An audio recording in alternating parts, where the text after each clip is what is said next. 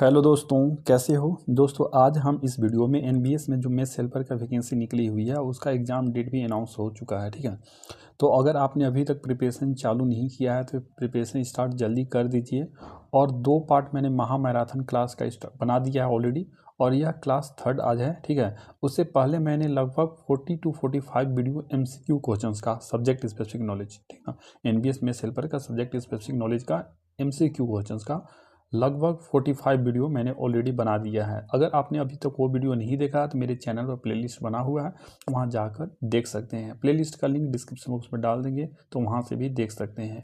और अगर आप नोट्स खरीदना चाहते हैं एमसीक्यू क्वेश्चंस का, ठीक है, तो आप वो भी खरीद सकते हैं, उसका भी लिंक डिस्क्रिप्शन बॉक्स में डाल दिए हैं। ठीक है, चलिए वीडियो स्टार्ट करते हैं। तो कल का जो वीडियो था वहाँ यहाँ तक पढ़ा दिए थे। कल मैंने आपको बताया था कि जो नेक्स्ट पार्ट आएगा उसमें डिफिशियंसी डिजीज, यानी जो न्यूट्रिशन यानी पोषक तत्व होते हैं उसकी कमी के कारण जो डिजीज होते हैं उसके बारे में जानेंगे। ठीक ना, तो यहाँ पर ही जो भी है तो जो जो डिफिशियंसी यानी पोषक तत्वों की कमी के कारण जो डिजीज होते हैं उसे डिफिशियंसी डिजीज या पोषण अभाव रोग बोलते हैं। ठीक ना, तो सबसे पहले प्रोटीन की कमी से, protein energy mail nutrition, protein की कमी के कारण जो डिजीज होते हैं उसके बारे में जान लेते हैं ना। भोजन में लंबे समय तक प्रोटीन की अनुपस्थिति के कारण प्रोटीन ऊर्जा कुपोषण नामक रोग पैदा हो जाता है। ठीक ना, प्रोटीन ऊर्जा कुपोषण रोग, ठीक ना, यह सामान्यतः 5 वर्ष से कम आयु के बच्चों में होता है। यह हमारे देश में यह रोग गरीब तथा सुविधाहीन समुदाय के बच्चों में व्यापक रूप से, जो गरीब लोग होते हैं तो वो प्रोटीन वाला भोजन कम लेते हैं, जैसे दाल, अंडे, मछली और जितने भी तरह के दूध में भी प्रोटीन होती है। ठीक ना, आपने अभी ऊपर बताया था कि किस किस चीज़ में प्रोटीन होता है। सोयाबीन प्रोटीन का बहुत अच्छा सोर्स है।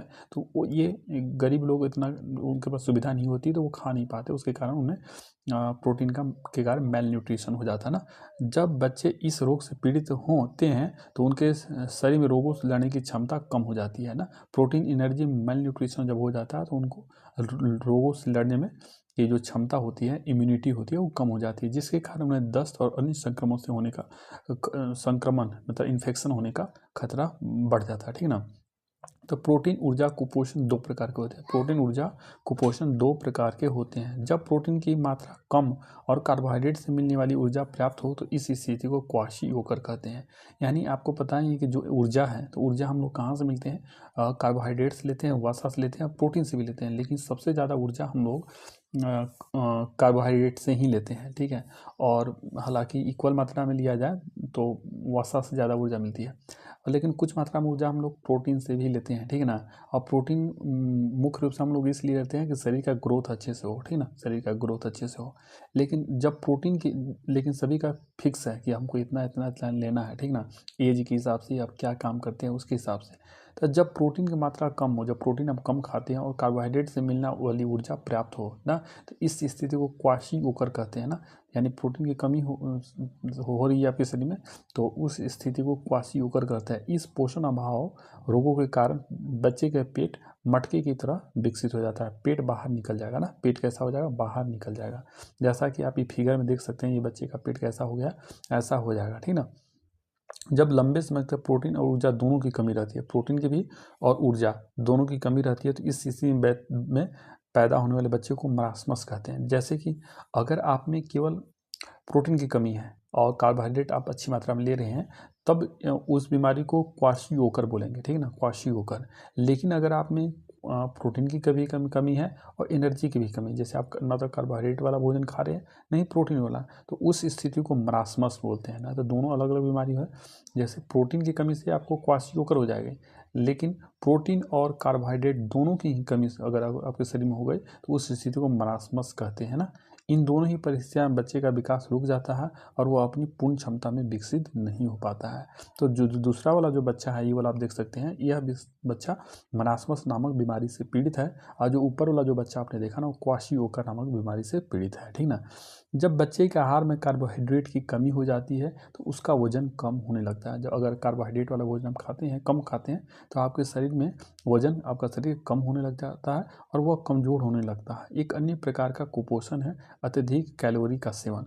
अगर आप अत्यधिक कैलोरी का सेवन करते हैं, जैसे फैट वाला जो भोजन रहता है उसमें आपको बताएंगे कि 1 ग्राम आप वो लेते हैं फैट और 1 ग्राम कार्बोहाइड्रेट लेते हैं तो 1 ग्राम फैट से आपको 9 किलो कैलोरी ऊर्जा मिलती है, 1 ग्राम उससे तो 4 किलो कैलोरी। तो जो आपका फैट से ज़्यादा ऊर्जा मिलती है ना। तो यदि व्यक्ति अपने आहार में कार्बोहाइड्रेट का सेवन अत्यधिक मात्रा में करता है तो वह मोटा हो जाता है। संपन्न परिवारों में अधिकतर इस स्थिति को देखा जा सकता है। शहरी क्षेत्रों में यह समस्या तेजी से बढ़ रही है क्योंकि वहाँ अधिक से अधिक लोग निष्क्रिय तथा अभ्रमणशील निषादी जीवन शैली जी रहे हैं। खाना तो खूब खा रहे हैं, ठीक है ना, लेकिन उतना काम नहीं कर रहे हैं, तो ठीक है ना। तो उसके कारण क्या हो रहा है, उनमें मोटापा हो जा रही है, ठीक है ना। तो अब देखते हैं कि विटामिन ए की कमी से कौन सी बीमारी होती है उसके बारे में। तो विटामिन ए की कमी से मुख्य रूप से बच्चों में पाई जाती है जो बच्चे हैं उनमें विटामिन ए की कमी से मुख्य रूप से पाई जाती है ना।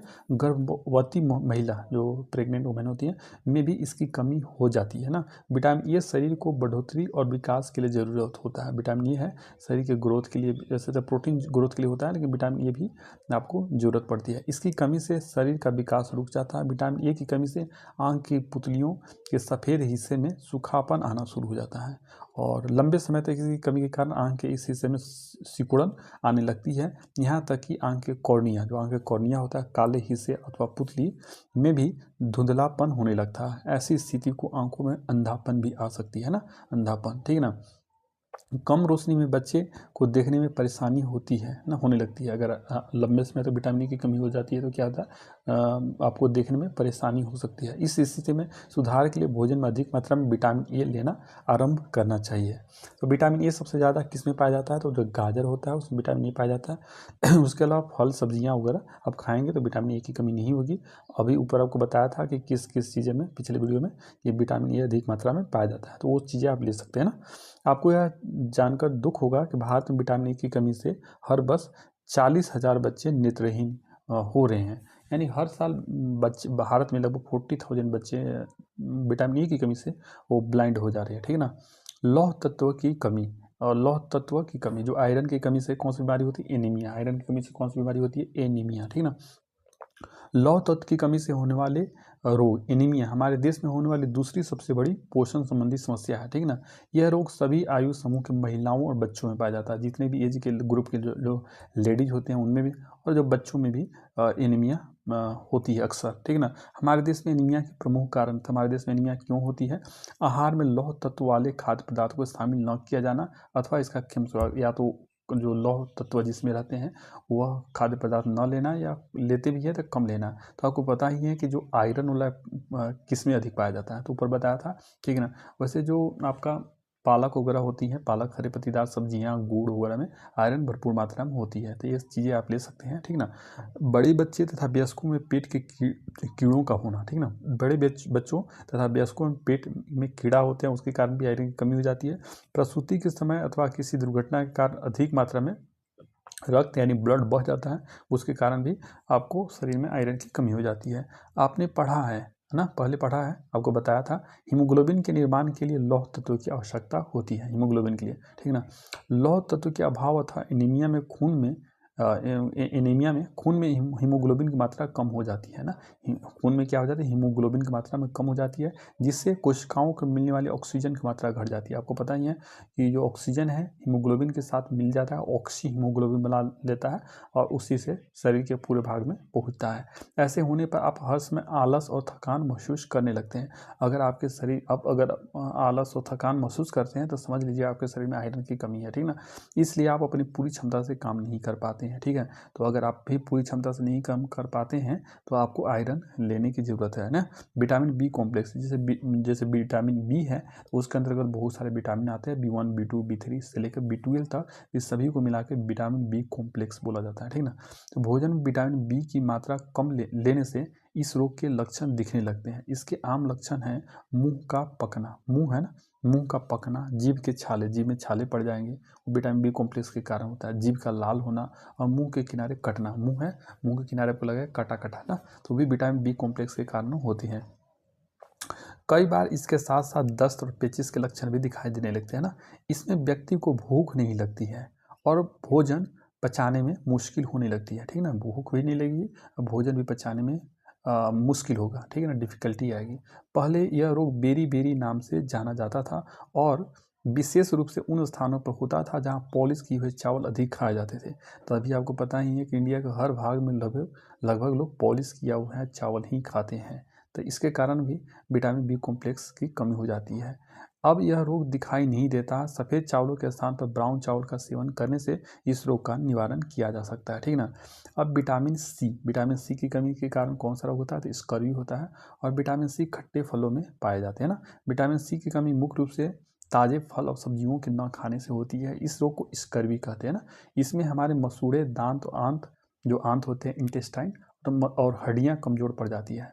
मसूड़ा जो आपका है, मसूड़ा हो जाती है, बोट फटने लगते हैं। तो ये सारे आपके इसके कारण होता है। मसूड़े फूलने लगते हैं और उनमें से खून निकलने लगता है। अगर आपके दांतों में खून आते हैं, मसूड़े से खून आते हैं, तो विटामिन सी की कमी आपकी है, ठीक है ना। घाव भी जल्दी नहीं भरते हैं। कहीं कट लग जाता है, घाव हो जाता है, वो जल्दी भरते नहीं है। इसका एकमात्र उपाय है भोजन में ताज़े फल और सब्जियाँ की मात्रा बढ़ाया, जैसे आंवला, नींबू ना, संतरे वगैरह, ठीक है ना। आयोडीन की कमी से कौन से रोग होते हैं आयोडीन की कमी से, तो आयोडीन की कमी से आपको पता है घेंघा रोग हो जाता है गला में। तो हमारे शरीर को सही ढंग से कार्य करने के लिए आयोडीन की बहुत आवश्यकता होती है। इसकी कमी की वजह से कई प्रकार के रोग पैदा हो जाते हैं, जैसे घेंघा तो एक बहुत सभी लोग जानते हैं। उसके अलावा बौनापन होता है, जो लोग नाटा हो जाते हैं ना, कम हाइट, उनका हाइट नहीं बढ़ता, उसे बौनापन बोलते हैं। उसके अलावा मानसिक विकलांगता, जो मेंटल आपका विकलांगता हो जाएंगे, हैंडीकैप्ड। बहरापन भी हो जाती है, ठीक ना, आयोडीन की कमी से। तो घेंघा अथवा गलगंड, इसको घेंघा को गलगंड भी बोला जाता है। आमतौर पर किशोर, जो ये अडल्ट होते हैं, मतलब युवाओं और स्कूल के बच्चों में देखा जाता है। इस रोग से पुरुषों की अपेक्षा महिलाएं अधिक प्रभावित होती है ना। बौनापन क्या होता है कि जन्म में गंभीर मानसिक उत्पीड़न ना पूर्व आयोडीन की भारी कमी के कारण होती है ना। भारत के बहुत इलाकों में घेंघा मुख्य रूप से देखा जा सकता है। इसमें हिमालय के तलहटी वाला जो क्षेत्र है और वे क्षेत्र जहाँ बाढ़ अधिक आती है। लेकिन हाल के सर्वेक्षण से पता चला कि आंध्र प्रदेश है, मध्य प्रदेश, महाराष्ट्र, बिहार, गुजरात और केरल में भी घेंघा रोग से लोग प्रभावित हैं, ठीक ना। आमतौर पर हिमालय के जो तलहटी वाले क्षेत्र वहाँ पाया जाता है, लेकिन इन राज्यों में भी अब देखा जाता है ना। इस समस्या का एकमात्र साधन है आयोडीन युक्त नमक। तो आजकल जितने भी नमक हैं तो सभी में आयोडीन मिले होते हैं, तो आप आयोडीन युक्त नमक खाएंगे तो आपको नहीं होगी ना। इसी वजह से सरकार ने गैर आयोडीन युक्त नमक है उसको प्रतिबंधित कर दिया, उसमें रोक लगा दिया है। तो अभी मार्केट में सारे नमक आयोडीन वाले ही मिलते हैं, ठीक ना। याद रखिए आयोडीन नमक को वायुरोधी डिब्बों में रखना चाहिए, ऐसे डिब्बे में रखना चाहिए जिसमें हवा न घुसे, ताकि उसका आयोडीन निकल न सके ना। आप खुले डिब्बे में रखें या पैकेट को आप सील न करके जैसे प्लास्टिक में रखें, तो उसमें हवा जाती रहेगी, उसके कारण आपका आयोडीन खराब हो जाएगा, खत्म हो जाएगा। आयोडीन नमक में पकाए जाने वाले भोजन को ढक कर रखना चाहिए। आयोडीन वाले नमक में अगर आप खाना पका रहे हैं तो भोजन को ढक कर रखना चाहिए, ठीक ना। तो चलिए, ये जो 5 नंबर प्रश्न है उसका आप बताएं। विटामिन ए की कमी को पूरा करने वाले खाद्य पदार्थ इनमें से कौन है? पालक है, नींबू है, केला है, आलू है। तो जो विटामिन ए किस में पाया जाएगा, तो पालक हो जाएगा, ठीक है ना, पालक हो जाएगा। वैसे विटामिन ए गाजर में अधिक मात्रा में पाया जाता है ना, ठीक है। तो ये सारी चीज़ें आपने देख लिया, ओके। तो अब आगे के जो पोर्शन है उसमें आपको डिटेल से बताएंगे। अभी तक आपको संक्षेप में ही बताया है, ठीक है। एमसीक्यू क्वेश्चन तो डिटेल में करा दिया था, लेकिन अभी फिर से विस्तार से बता रहे हैं। तो इसमें आपको एक ओवर आइडिया दे दिया, ओवर व्यू दे दिया, और डिटेल से इसको देखेंगे, ठीक ना। तो यहाँ पर आप देख सकते हैं basic concept of food and nutrition है, इसको पूरा डिटेल से देखेंगे, ठीक है। तो यह पेज आप देख सकते हैं कितना बड़ा है, और यह पीडीएफ अगर चाहिए तो आप कमेंट कीजिएगा, आपको दे देंगे, ठीक ना। डिस्क्रिप्शन बॉक्स में लिंक दे देंगे, ठीक है, वहाँ से आप डाउनलोड कर सकते हैं। और यहाँ पर ही अब चलिए स्टार्ट करते हैं, ठीक ना। यहाँ पर कुछ डिफिनीशन दिए हुए हैं, तो वो डिफिनीशन भोज्य पदार्थ क्या होते हैं, आहार क्या होते हैं, पोषक तत्व क्या होते हैं, ये सारी चीज़ें कितने बार आपको बता दिया है, ठीक ना। सुपोषण, कुपोषण, तो ये सारी चीज़ें आपको बार बार नहीं बताएंगे ना। तो आहार के कार्य जो अभी ऊपर ही बता दिया था, तो ये चीज़ें आपको स्किप करते हैं ना। जो इंपॉर्टेंट चीज़ें हैं जो नहीं आपको बताया है, भोजन, ऊर्जा प्रदान करने वाले खाद्य पदार्थ वगैरह, ये सारी चीज़ें आपको बता ही दिया है ना। पोषक तत्व की आवश्यकता क्यों होती है, पाचन की क्रिया, ठीक है। तो पाचन की क्रिया के बारे में थोड़ा सा आपको बता देते हैं, क्योंकि भी आपका न्यूट्रिशन का ही पार्ट है ना, पोषण का पार्ट है ना। तो भोज्य पदार्थ का पाचन मुंह से शुरू होता है ना। भोज्य पदार्थ का पाचन कहाँ से? मुंह से। मुंह में जैसे ही खाना डालते हैं वहाँ दांत से काटते हैं, जीभ से लार को मिलाने में मदद करता है, तो सारी यहीं से भोजन की पाचन की क्रिया स्टार्ट हो जाती है ना। तो भोज्य पदार्थों का पाचन मुंह से शुरू होकर छोटी आंत के अंतिम भाग तक होता है। पाचन क्रिया खाद्य मुंह में डालने पर प्रारंभ हो जाती है। सामान्यतः खाद्य सामग्री पकाकर ही प्रयोग में लाई जाती है। जो भी हम लोग खाना खाते हैं उसको क्या करते हैं, पहले पकाते हैं ना आग पर, ठीक है ना। कुछ ही खाद्य पदार्थ ऐसे होते हैं जैसे फल, सलाद आदि जो कच्ची अवस्था में प्रयोग में लाई जाती है। मैक्सिमम हम लोग पका के खाते हैं, लेकिन जैसे फल सब्जियां जैसे कुछ सलाद के रूप में हम लोग खा लेते हैं फल वगैरह ना। सभी भोज्य पदार्थ मुंह की लार द्वारा नरम होकर दांतों से चबाए जाते हैं, ठीक है ना। दांत से चबाते हैं, उसमें मुंह में जो लार निकलती है वो भी उसमें मिलती है ना, जो कि स्टार्च के पाचन में मदद करते हैं। इसमें बड़े कण महीन कणों में बदल जाते हैं। जब दांत से चबाते हैं तो बड़े कण महीन कणों में बदल जाते हैं। फिर वह कुचला हुआ भोजन आहार नली की मांसपेशियों के संकुचन ना विमोचन द्वारा अमाशय में पहुंचता है। उसके बाद अमाशय में पहुंचता है, अमाशय को हम लोग पेट बोलते हैं, ठीक है। अमाशय के विभिन्न एंजाइम, जो एंजाइम अमाशय की जो दीवारें होती हैं ना, उसमें जठर ग्रंथि होती है ना, तो उससे क्या होती है कि आपका एंजाइम निकलती है द्वारा यह और भी छोटे छोटे कणों में टुकड़ करता था। अर्धपच्य अवस्था में छोटी आंत पे पहुंचता है, लेकिन छोटी आंत पे पहुंचने से पहले पर यह उपस्थित एंजाइमों से पूर्ण पाचित हो जाता है। लेकिन छोटी आंत पे पहुंचने से पहले क्या होता है, इसमें बहुत सारे क्या होते हैं कि जो अग्न्याशय से आकर, जैसे अमाशय से जैसी छोटी आंत पे जाता है उससे पहले अग्न्याशय और यकृत से भी कुछ रस लान के और कुछ एंजाइम लान के मिलते हैं, तो उसके बारे में आपको बताएंगे, ठीक है ना। अवशोषण, तो पौष्टिक तत्वों का अवशोषण मुख्य रूप से छोटी आंत में होता है। अगर पूछा जाए कि पौष्टिक तत्वों का अवशोषण कहाँ होता है, छोटी आंत में, और जो पानी का अवशोषण कहाँ होता है, बड़ी आंत में। छोटी आंतों में भोजन के अवशोषण के लिए दीवारों पर अंगुली नुमा संरचना पाया जाता है जिसे बिल्ली कहते हैं। तो यहाँ से प्रश्न आ सकता है कि छोटी आंत में भोजन के अवशोषण के लिए दीवारों पर जो अंगुली नुमा संरचना पाया जाता है उसे क्या बोलते हैं, तो बिल्ली बोलते हैं ना। ये इतने महीन होते हैं कि सूक्ष्म दर्शक जो माइक्रोस्कोप ना, सूक्ष्म दर्शक यंत्र द्वारा ही देखे जा सकते हैं। बिलाई से अनेक पोषक तत्व रक्त में मिलकर यकृत में पहुंचते हैं। यकृत शरीर की आवश्यकता अनुसार उसका उपयोग करता है ना, बड़ी आंत में मुख्य रूप से। तो ये वाला जो चैप्टर है मैंने इसका एक अलग से वीडियो बना दिया है ना, तो यहाँ बड़ी बेसिक आपको बता दिया, ठीक है ना। तो चलिए जो अगला चीज़ है पोषक तत्व। तो जो पोषक तत्व है आपको तो ब्रीफ में बता ही दिया था, लेकिन अब एक बार डिटेल से जानते हैं, ठीक ना। तो पोषक तत्व ऊपर भी बताया था कि प्रोटीन, कार्बोहाइड्रेट, वसा, खनिज लवण, विटामिन, जल, ठीक ना। और उसके अलावा रुक्षांश, फाइबर से आपको कुछ पोषक तत्व नहीं मिलती है, लेकिन तब भी ये हमारे शरीर में जो फाइबर होते हैं, रुक्षांश होते हैं या रफेज बोलो, ठीक ना। ये सारे मोटे अनाज, ठीक है ना। तो ये सारी चीज़ें आपको भोजन को पचाने में मदद करते हैं, शरीर से अनडाइजेस्टेड फूड को बाहर निकालने में मदद करती है, ठीक है ना। तो चलिए अब सबसे पहले प्रोटीन के बारे में आपको बहुत विस्तार से बताएंगे, ठीक ना, क्योंकि यहाँ से प्रश्न आते हैं। प्रोटीन नाम सर्वप्रथम सन 1938 में वैज्ञानिक मुल्डर द्वारा प्रस्तावित किया गया। तो अगर नाम आया कि प्रोटीन है, प्रोटीन शब्द किसने दिया, तो प्रोटीन शब्द मुल्डर ने दिया, मुल्डर। तो ये आप एक MCQ क्वेश्चन बन सकता है कि प्रोटीन शब्द किसने दिया था, तो मुल्डर ने दिया था। इस शब्द का उद्गम ग्रीक भाषा के प्रोटियोस शब्द से हुआ है, जिसका आशय है पहले आने वाला ना।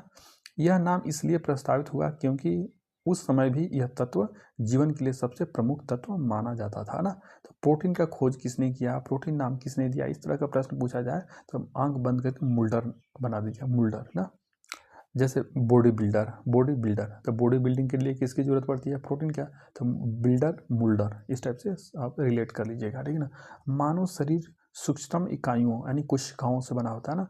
हमारा शरीर कोशिका से बना होता है, कोशिका से मिलकर टिश्यू बनते हैं ना, और टिश्यू से मिलकर ऑर्गन बनते हैं ना। तो हमारा शरीर की सबसे छोटी जो इकाई है ना वो कोशिका है, कोशिका से ही हमारा शरीर बना है ना। मानव शरीर इन सूक्ष्म इकाइयों से इसी प्रकार बनता है जिस प्रकार कोई भवन, जो कोई बिल्डिंग होता है ईंटों से बनता है, उसी तरह से हमारा जो शरीर है वो किससे बनता है, सेल से बना है, यानी कोशिका से बनने है ना। और जो हमारा कोशिका हो गया, टिश्यू हो गया, ये सब किससे बनते हैं, प्रोटीन से बनते हैं। प्रोटीन की अधिकांश मात्रा मांसपेशियों, ऊतकों में पाई जाती है, मांसपेशियों में और ऊतकों में, तथा शेष मात्रा रक्त में यानी ब्लड में, अस्थियां में, दांत, त्वचा, बाल, नाखून तथा अन्य कोमल ऊतक में पाई जाती है, ठीक ना। शरीर में पाए जाने वाले प्रोटीन का 1/3 भाग यानी 1/3 भाग मांसपेशियों में पाई जाती है, 1/5 भाग अस्थियों में पाई जाती है, ठीक ना। उपास्थियों में, अस्थि उपास्थि में, दांतों तथा त्वचा में पाया जाता है। दांत में सब, दांत और जो हड्डी है वो हमारा कैल्शियम फास्फोरस का बना होता है, ठीक ना। तथा से उसको वो शरीर के द्रव तत्व जैसे रक्त, हीमोग्लोबिन इस समय पाया जाता है। अब संगठन की बात किया जाए कि जो प्रोटीन है वो किसका बना होता है ना, तो प्रोटीन अपने आप में एक कार्बनिक यौगिक है। कार्बनिक एंड अकार्बनिक यौगिक आपने पढ़ा होगा केमिस्ट्री में, ठीक ना, रसायन विज्ञान में। तो प्रोटीन अपने आप में एक कार्बनिक यौगिक है जो विभिन्न अमीनो अम्ल से बने होते हैं। तो प्रोटीन किससे बने होते हैं? अमीनो अम्ल से बने होते हैं ना। तो प्रोटीन में मुख्य रूप से कार्बन, हाइड्रोजन, ऑक्सीजन तथा नाइट्रोजन होते हैं, ठीक ना। जैसे आपका कार्बोहाइड्रेट होता है, कार्बोहाइड्रेट में नाइट्रोजन नहीं होते हैं, वसा में भी नाइट्रोजन नहीं होंगे, लेकिन आपका प्रोटीन है, प्रोटीन में नाइट्रोजन भी होंगे ना, कार्बन, हाइड्रोजन, ऑक्सीजन तथा नाइट्रोजन। इसमें इसके अतिरिक्त प्रोटीन के कुछ प्रकारों में फास्फोरस तथा सल्फर भी अल्प मात्रा में विद्यमान रहते हैं ना, कुछ में, ठीक है ना, लेकिन मैक्सिमम में नहीं रहते हैं। प्रोटीन में उपस्थित मुख्य अवयवों की प्रतिशत मात्रा इस प्रकार है। जो प्रोटीन है किस प्रकार से बने होते हैं, तो अगर मान लेते हैं 1 ग्राम या 10 ग्राम प्रोटीन लेते हैं तो उसमें 50% आपका रहेगा कार्बन, हाइड्रोजन रहेगा 7%, ऑक्सीजन 23% और आपका नाइट्रोजन 16%, सल्फर 0.3%, फास्फोरस 0.3%। ऑप्शन ने सब देखा कि सबसे ज़्यादा आपका कार्बन है, उसके बाद हाइड्रोजन है, उसके बाद ऑक्सीजन है, उसके बाद नाइट्रोजन है। अब वर्गीकरण, ठीक है ना, वर्गीकरण यानी क्लासिफिकेशन। प्रोटीन को कितने भागों में बांटा गया था? एक गुण के आधार पर बांटा गया है, दूसरा साधन के आधार पर यानी कहाँ से वो प्राप्त होते हैं, ठीक है ना, तीसरा है रासायनिक क्रियाओं के आधार पर। तो जो गुण के आधार पर, गुण यानी क्वालिटी ना, क्वालिटी के आधार पर प्रोटीन को 3 भागों में बांटा गया। उत्तम यानी सबसे बेस्ट वाला, उसके बाद मध्यम, उसके बाद निकृष्ट यानी सबसे अच्छा प्रोटीन का सोर्स कौन हो गया, उसके बाद मीडियम वाला कौन हो गया, मतलब उसे मिलेगा लेकिन उतना नहीं मिलेगा, और निकृष्ट यानी सबसे कम उससे मिलेगा, कोई खाद्य पदार्थ का उससे सब कम, तो निकृष्ट हो गया। उसके बाद साधन के अनुसार यानी कहाँ से प्रोटीन प्राप्त हो रहा है, पशु से प्राप्त हो रहा है या प्लांट से प्राप्त हो रहा है। तो पशु से प्राप्त हो गया उसे पशु प्रोटीन बोलेंगे, और प्लांट से प्राप्त हो गया उसको वानस्पतिक प्रोटीन बोलेंगे। उसके अलावा रासायनिक क्रियाओं के आधार पर, इस क्रिया के आधार पर 3 भागों में बांटा गया। साधारण प्रोटीन, संयुग्मी प्रोटीन, ठीक है ना, उसके अलावा व्युत्पन्न प्रोटीन, ठीक है ना। तो सभी के बारे में जानेंगे। तो आवश्यक अमीनो अम्ल 10 माने गए। जैसे कि आपने देखा कि प्रोटीन किससे बना होता है, तो अमीनो अम्ल से बने। तो उसमें से जो इसेंशियल अमीनो एसिड 10 है, ठीक है ना, 10 इसेंशियल है, उससे बने होते हैं। तो जो 10 इसेंशियल अमीनो एसिड है उसका नाम यहाँ पर आप देख सकते हैं, ठीक है ना। जैसे कि मिथियोनिन, मिथियोनिन क्या अमीनो एसिड है, लाइसिन, वैलिन, आइसोल्यूमिन। तो ये जो अमीनो एसिड है इतना इंपॉर्टेंट नहीं है, ठीक है ना, बस आप याद रखिएगा इसेंशियल अमीनो एसिड कितने हैं यानी आवश्यक अमीनो अम्ल कितने हैं, तो 10 है, ठीक है ना। इस प्रकार अमीनो अम्ल को भोजन में लेना अनिवार्य है ना। अन्य अमीनो अम्ल हैं जो आवश्यक हैं परंतु इन्हें शरीर स्वयं संश्लेषित कर लेता है। इसके अलावा 10 तो हैं उनको भोजन में आपको लेना पड़ेगा अलग से, ठीक है ना। उसके अलावा कुछ ऐसे अमीनो अम्ल होते हैं जो कि आवश्यक तो हैं लेकिन हमारा शरीर उसे खुद बना लेता है ना, सिंथेटिक मतलब खुद संश्लेषित कर लेता है साधन की दृष्टि से, ठीक है ना। यानी कहाँ से प्राप्त होते हैं, तो पशु जगत यानी प्लांट से भी प्राप्त होते हैं, एनिमल से भी। तो जो एनिमल से प्राप्त होते हैं उसके बारे में पहले जानते हैं, ठीक है ना।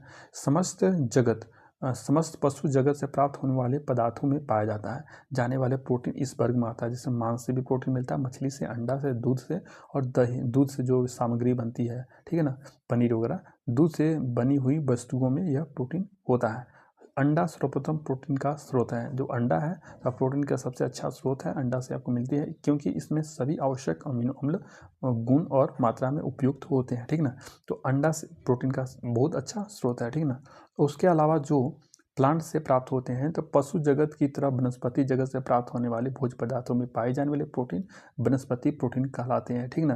तो यह विभिन्न प्रकार की दाल है, जो दाल होते हैं, ठीक ना, कोई भी दाल ले लो उसमें प्रोटीन मिलेगा। उसके लिए सोयाबीन में मिलेगा, अनाज में मिलेगा, मेवा, तो ड्राई फ्रूट्स वगैरह, मूंगफली आदि में प्रोटीन मिलेगा। जो सोयाबीन है प्रोटीन का सबसे बेस्ट सोर्स है ना, सबसे अच्छा उसे। गुण की दृष्टि से आपको बताया था, गुण की दृष्टि से यानी कंप्लीट प्रोटीन, मतलब जो सबसे अच्छा है वो उत्तम क्वालिटी का उत्तम प्रोटीन यानी कंप्लीट प्रोटीन। तो कंप्लीट प्रोटीन के बारे में जान लेते हैं। वह भोज्य पदार्थ जिसमें सभी आवश्यक अमीनो अम्ल पाए जाते हैं। जैसे कि अंडा में बताया था कि सभी आवश्यक अमीनो अम्ल पाया जाता है, तो वो उत्तम प्रोटीन में आ जाएगा, ठीक है ना। तो एग्जाम में पूछा जा सकता है कि इनमें से किसमें कौन उत्तम प्रोटीन के एग्जाम्पल हैं, तो अंडा, और कुछ 3-4 और दे देगा तो आपको अंडा में टिक कर देना होगा, ठीक है ना। इनमें सभी आवश्यक अम्ल उत्तम अनुपात में पाए जाते हैं, जितना होना चाहिए उतना अनुपात में पाए जाते हैं। इसलिए यह कोशिकाओं से के बनने में तथा शारीरिक विकास, शरीर के ग्रोथ के लिए, विकास के लिए सहायक होते हैं। विशेषकर पशु जगत से प्राप्त हुई प्रोटीन उत्तम प्रोटीन का उदाहरण है। दूध में पाई जाने वाली केसिन और अंडे का प्रोटीन उत्तम प्रोटीन है, यानी दूध और अंडा प्रोटीन के अच्छे स्रोत है, ठीक ना। मांस मछली भी उत्तम प्रोटीन का उदाहरण है। सोयाबीन का प्रोटीन भी उत्तम प्रकार का होता है। आपको बताया कि सोयाबीन सबसे ज़्यादा प्रोटीन पाया जाता है और अच्छी क्वालिटी का होता है, ठीक ना। आंशिक रूप से या पूर्ण, यानी कुछ ऐसे जिसमें मध्यम प्रोटीन या आंशिक रूप से पूर्ण प्रोटीन, तो इसे पार्शियली कंप्लीट प्रोटीन बोला जाता है इंग्लिश में। वह भोज्य पदार्थ जिसमें 1 अथवा 2 आवश्यक अमीनो रहते हैं। जैसे आपने देखा कि 10 होते हैं, लेकिन इनमें क्या रहेंगे, 1 या 2 ही रहेंगे ना। ये मध्यम प्रकार के प्रोटीन कहलाता है। जब केवल इसी प्रोटीन का प्रयोग होता है तो उत्तम प्रोटीन के भांति कोशिकाओं की वृद्धि तथा विकास व पालन पोषण नहीं हो पाता है, क्योंकि इसमें 10 आवश्यक है लेकिन इसमें 1 या 2 ही रहते हैं, तो कहाँ से हो पाएगा ना। इसलिए यदि मनुष्य केवल इसी प्रोटीन का प्रयोग करता है तो शारीरिक जो बड़ा विकास है रुक जाता है, किंतु वजन में कमी नहीं आती है। दालों में पाए जाने वाले प्रोटीन मध्यम प्रोटीन का उदाहरण, दाल से प्रोटीन मिलता है लेकिन इसी कैटेगरी का है। तो अगर आप अच्छे क्वालिटी का प्रोटीन लेना चाहते हैं तो आपको सोयाबीन खाना चाहिए, ठीक है ना। सोयाबीन खाना चाहिए, ठीक है। दूध और अंडे, सोयाबीन, दूध और अंडे, ठीक है ना। ये तो आपको सोयाबीन, दूध और अंडे लेनी होगी, ठीक है।